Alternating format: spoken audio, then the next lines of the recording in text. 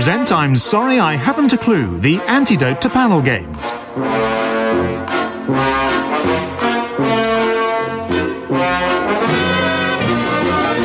At the piano is Colin Sell, and your chairman is Jack Dee.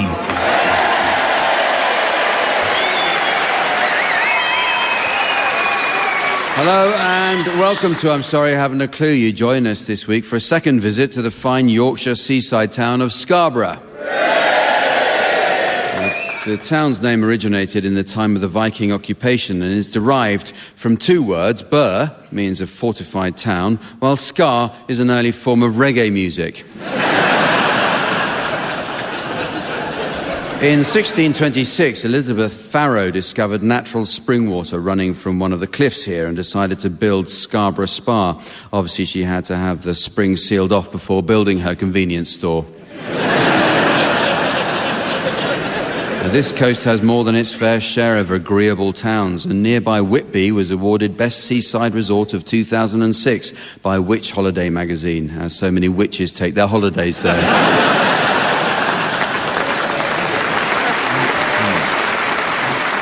Whitby is also famous for the town's association with Dracula, considered by many to be Yorkshire's finest opening bat.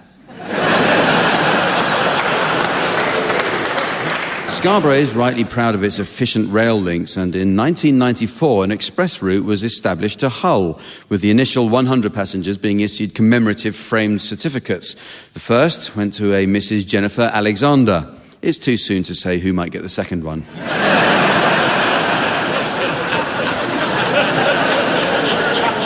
It was while on holiday that the Victorian novelist Anne Bronte died. The Grand Hotel bears a blue plaque recording Anne Bronte's death, and in fact, many of Scarborough's buildings have plaques fixed to their walls listing those who've died there.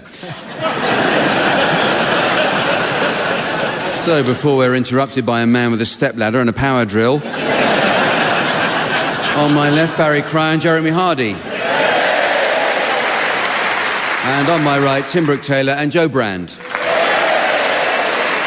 And here to keep a tally of every score, please welcome the delightful Samantha.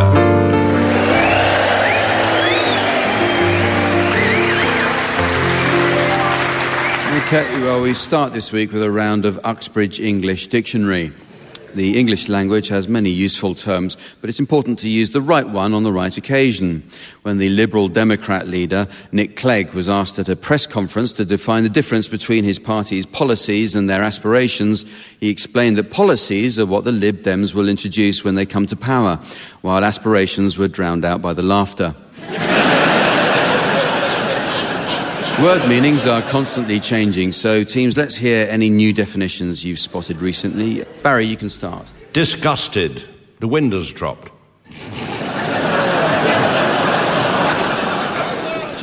Joe? Cuticle. A rather nice testicle.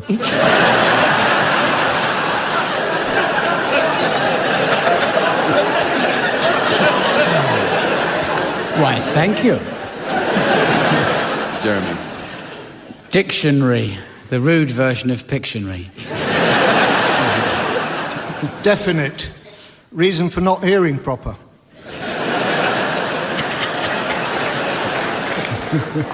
Aerospace. Room for more chocolate. Shuttlecock. A space chicken.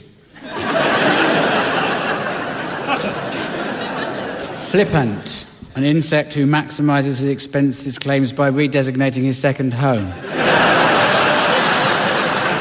Yeah. Pantomime. Why fronts for the deaf?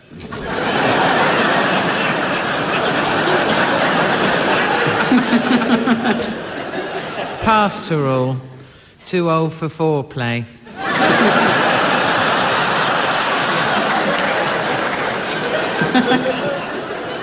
Canapé. Scottish inability to pay bills.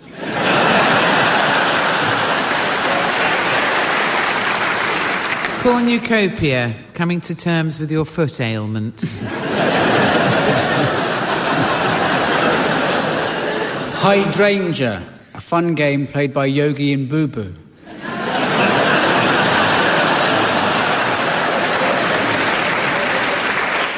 snowman. It's a woman. Eeyore, a prostitute who advertises on the internet.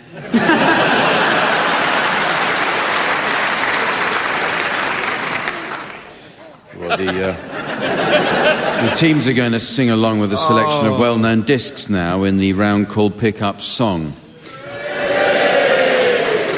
Samantha spends a lot of time down in the record library researching old recordings and music videos. This week, the archivists found some original 8mm film footage of Woodstock. Samantha set up a small projector, and then they sat down to enjoy watching Joe Cocker against the wall.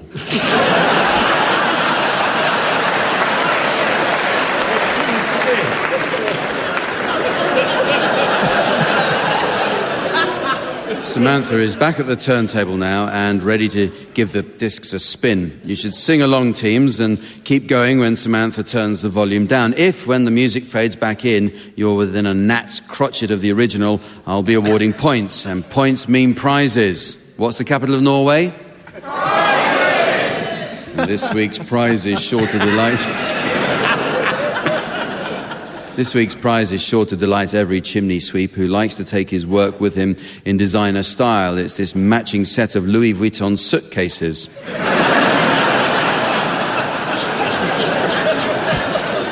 And Barry, you're to start, and I'd like you to accompany Aled Jones singing Walking in the Air.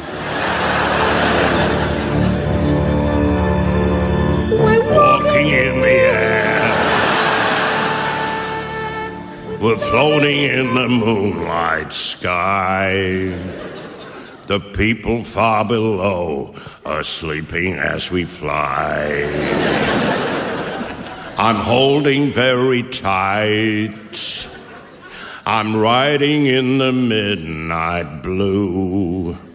I'm finding I can fly so high above with you. 1, 2, 3, 4. 1, 2, 3, 4. 1, 2, 3, 4. 1, 2, 3, 4. 1, 2, 3, 4. Far across the world, the villages go by like dreams. All across the world. Oh, near enough.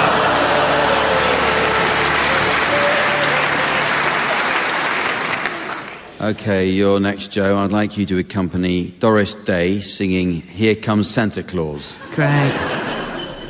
And all his reindeer are pulling on the reins. Bells are ringing, children singing, all is merry and bright. Hang your stockings, say your prayers, 'cause Santa Claus comes tonight. Here comes Santa Claus, right down Santa Claus Lane. He's got a bag that's filled with toys for the boys and girls again. Hear the sleigh bells jingle, jangle, what a beautiful sight. Jump in bears and cover up your head, 'cause Santa Claus comes tonight.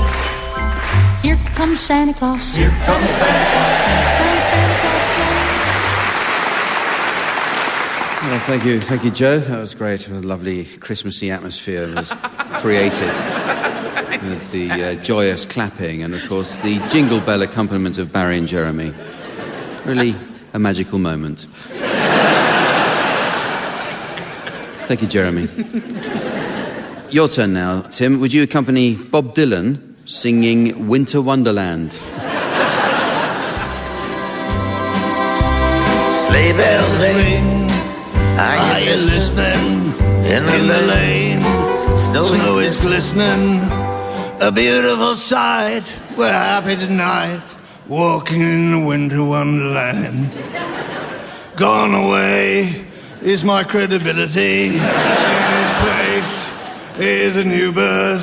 He sings a love song as we go along, walking in the winter wonderland.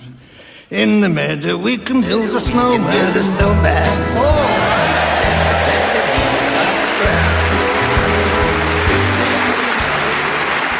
I think probably for the first time in the history of the show, that was better than the original. Finally, Jeremy, can you please accompany Elvis Presley singing Blue Christmas? Okay. It's a blue just thinking about you. Decorations of red on a green Christmas tree.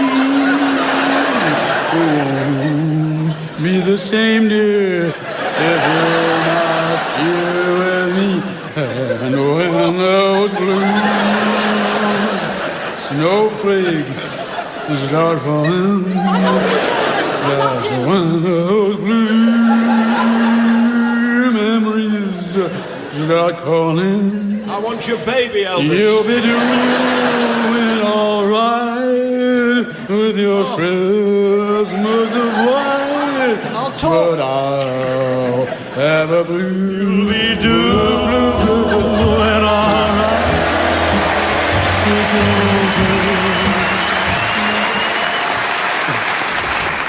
It's okay, Jeremy, we've called your mother. She's coming to collect you. The teams are going to display their acting skills now in the round called Sound Charades. And this is a radio version of the old TV favourite, Give Us a Clue. In the original, the teams weren't allowed to speak, which caused the audience to collapse in helpless laughter. In this version, the teams are allowed to speak. The Grand Master of the game was, of course, Lionel Blair, whose range of mime methods was breathtaking. Given Raging Bull, Lionel once did an impression of every fighter in the movie in under 2 minutes. There's no one has boxers off faster than Lionel.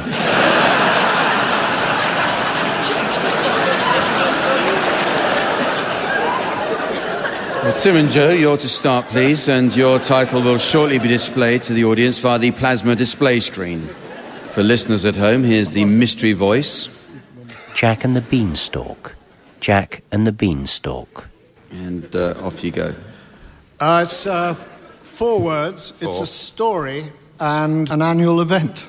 Hi, Mr. D. How are things? Oh, not too bad. How about you, Harrico? Mustn't grumble, they probably will. Things are worse for Black and Kidney, aren't they, boys? Certainly are. Is it me, or is it hot in here? I feel half-baked. To tell the truth, I feel a bit of a haz. The end. Jack and the Beanstalk. It's your turn, Barry and Jeremy. Your title's now being exhibited on the laser display board. And here again is the mystery voice for listeners at home. QI. QI. This is 2 letters. Yeah. Dougal. You'll have had your tea. Hey, Miss you numpty, it's not Dougal, it's the Laird. Oh, sorry, your lordship. It's all in the steam room. I couldn't quite I see know, the- it's damnably hot here in the It is Turkish indeed. baths, Oh, isn't Chings, it? I'm going to take this towel off. Hamish, that was my towel you just took off. Oh, now I recognise you, your lordship. My goodness me. Didn't I see you last night? You did, yes, yes. I sustained the most frightful injury. I popped into the local to rub shoulders with some of my smallholders, as I do from time to time, and I joined in a new game called snooker. Oh, snooker, And yes, there sir. I was, spread across the table, trying to get my balls down. Yes. Well, I made the most frightful mistake. I didn't realise you're supposed to let your opponent take their shot first. Oh, my goodness me. It looks so red. It is, it's very red, and also slightly sore. Can you still see out of it? Oh, you're talking about that. Yes, well, what happened? I just rewound. What happened was, you see, that there I was on the table, but my opponent jabbed the long, pointy stick thing, you see, and he jammed it right into me, causing that ocular injury. Oh, I see what you mean. It's the ocular equivalent of tennis elbow. Oh. Oh, real. Ah, I know what that would be. I'll write it down for you here. Would I be right? Ah, that's it, yes. Oh, good.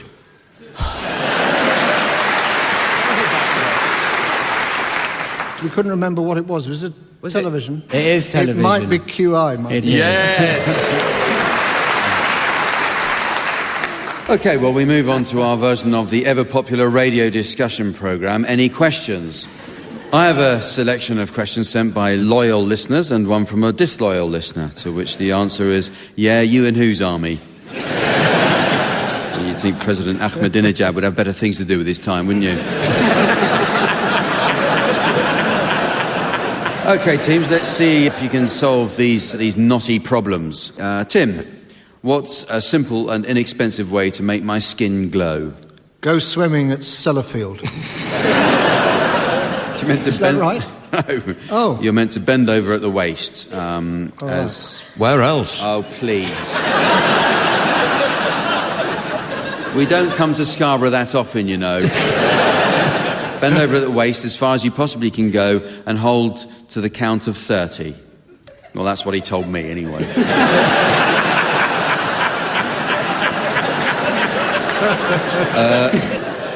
Here's one for Barry. How can I make my bust look bigger? Stand nearer to people.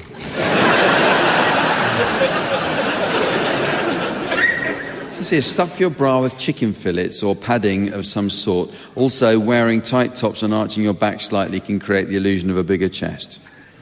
So... Is that what he told you as well, Jack, that night? Joe, if I ever have to save myself by surfing down a molten lava flow, what would... This is hypothetical. What would be a good thing to stand on? Your husband. In my case, anyway. He says you'd be best off using high-purity alumina insulating refractory concrete. Ah, yes, of course. Oh, we all know There are that. usually handy supplies of that near any volcano, you'll find. Yeah. Jeremy, what is snot? It's one of your kids' 5 a day.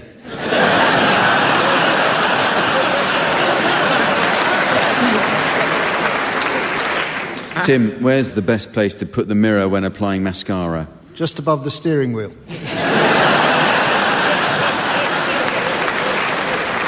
Jeremy, what's the significance of the black dot in the middle of white bird droppings? That's the best bit.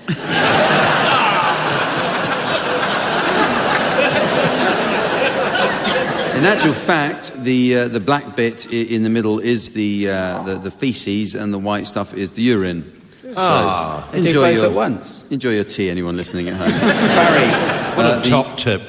The other day I noticed a large bee enter the door of my train carriage. Later I saw it depart at a station 10 miles down the line. Will the bee find its way home? Yes, he could use the replacement buzz service.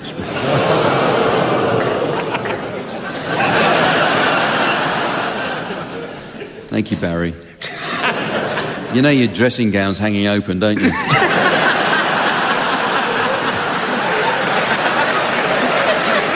Only you would be interested, Jack. Bees employ special orientation flights to memorize near and distant landmarks relative to the nest.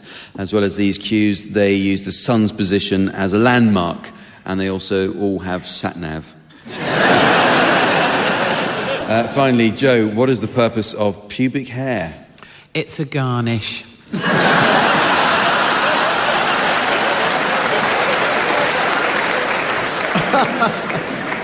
Well, thank you, teams. Both informative and amusing is what that should have been. The teams are going to take us back to a golden age of letter writing now. Letter writing these days has all but died out with the advent of twittering. And that's where keen Twitterers have to convey things of interest to the rest of us in no more than 140 characters. And from what I've seen, it does take some discipline to pad them out to that. Oh, excuse me, 1 second. Stephen's just washed his hair.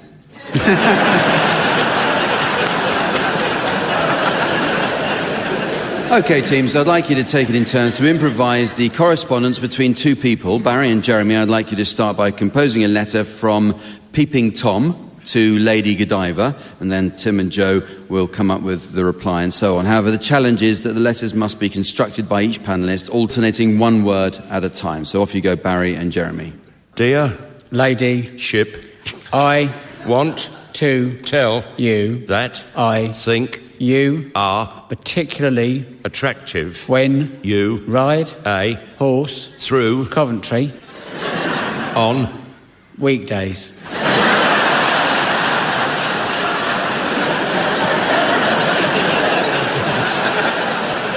Also, I want to tell you that your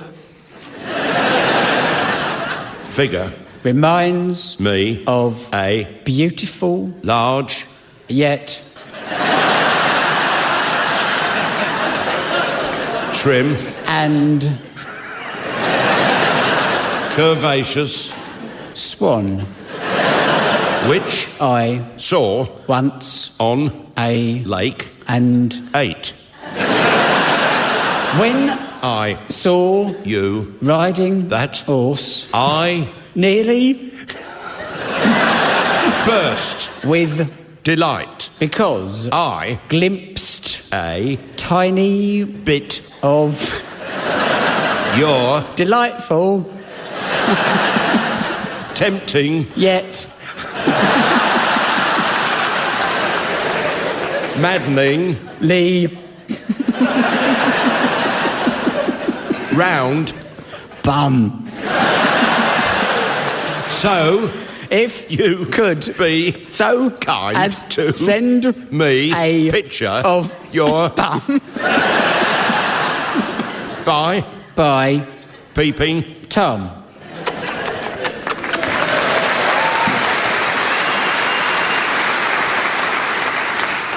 Dear Peeping Tom, really it is just unacceptable for someone to do what you are doing so unrepentantly go away.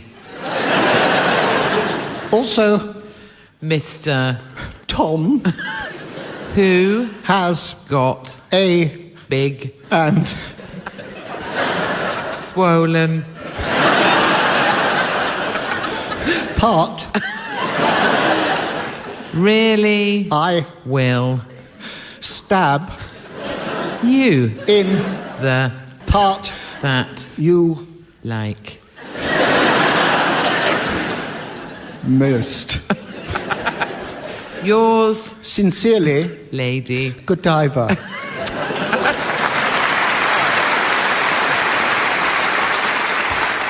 Well, it's music time again with Swanny kazoo. Piano accompaniment will be provided by Colin Sell. Fans will be interested to learn that Colin was once seen playing keyboards in suede. Must have made a nice change from his usual nylon slacks. So, Tim and Joe, you can start, and I'd like you to provide us with a rendition of Brown Girl in the Ring to feature Joe Brand on the kazoo and Tim Brooke-Taylor on the Swanny whistle.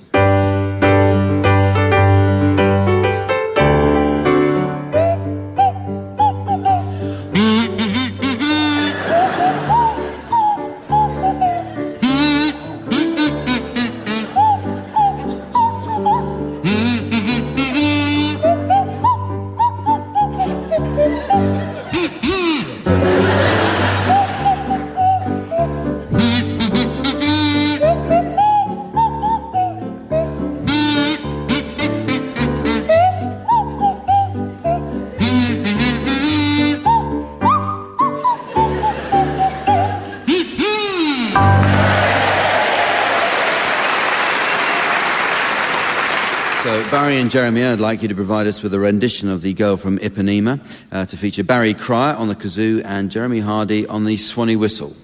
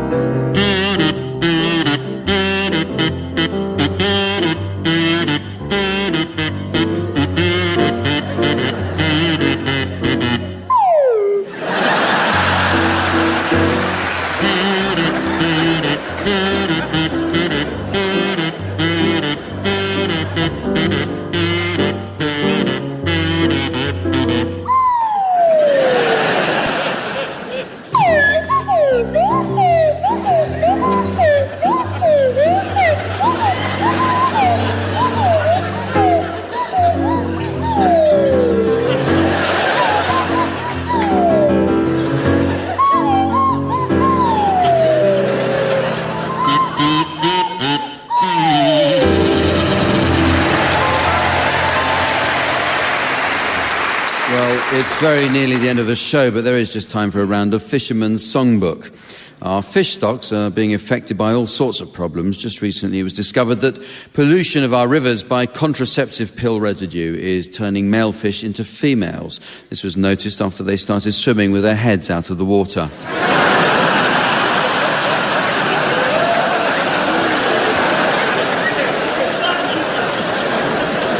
OK, I'll invite the teams to suggest titles of songs likely to appeal to an audience of fishermen. So, Joe, you can start this one.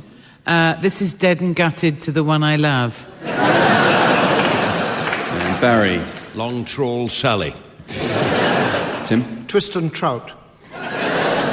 Jeremy. Skate, Ruffy and Roll Mop. Get Me to the Perch on Time.